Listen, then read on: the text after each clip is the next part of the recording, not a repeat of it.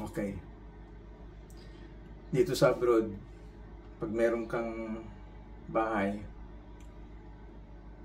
kailangan mo talagang gawin lahat. Kasi mahal ang bayad ng labor.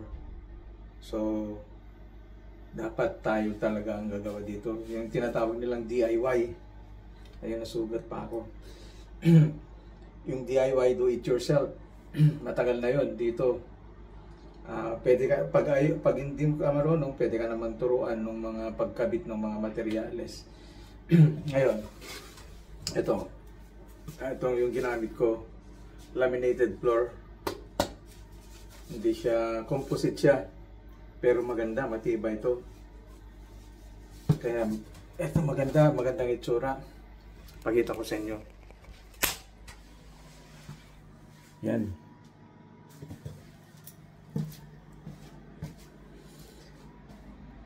Hindi pa naman tapos. Pipinturahan ko pa, retouch ko kasi marami akong nasugat naman sa mga wall. So, yun. Pero so far, masaya naman ako sa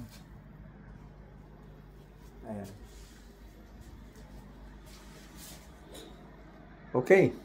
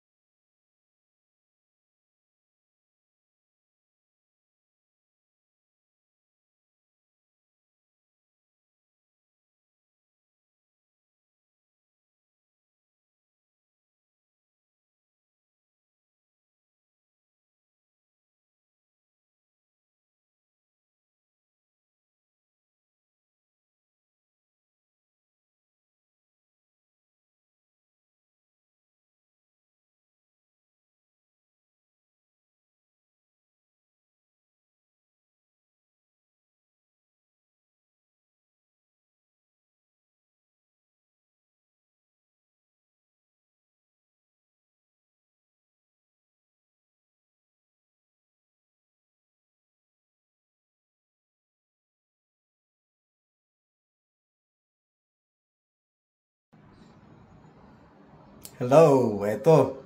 Pakita ko, tapos na. Sa wakas. Ito yung tinatawag nilang DIY to the max. Napaka-pangit noon ito dahil finish niya yung linoleum. So ngayon, pinalitan ko na ng bago. Maliwalas ng tingnan. Ayun.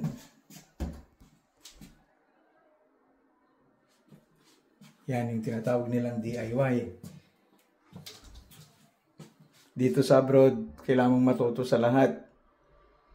Dahil siguro nasa 70% yung natipid ko rito. Let's say sabihin na nating 1,000 or 900. Including materials, labor. Eh, mga magkano lang nagastos ko rito? Mga 300 lang. Yun.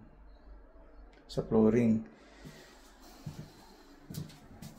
Kasi dito naman kasi very demand yung mga parang kinukulang yung mga skilled worker dito. So talagang napakamahal, lalo na yung plumbing, electrical, heating. Yun yung mga napaka-demand dito sa abroad. Kaya kailangan matuto ka. Yun yung sinasabi ko noon sa Pilipinas, DIY, do it yourself. At napakasarap, napakagandang pakiramdam pag natapos mo. Lalo na first time ko to first time ko mag-layout nito. itong laminated flooring. Pero dahil sa YouTube at saka pag bumili ka doon, tanungin mo na kung ano yung mga kailangan, yung mga nasa underneath niya, waterproofing, lahat isasabihin sa'yo.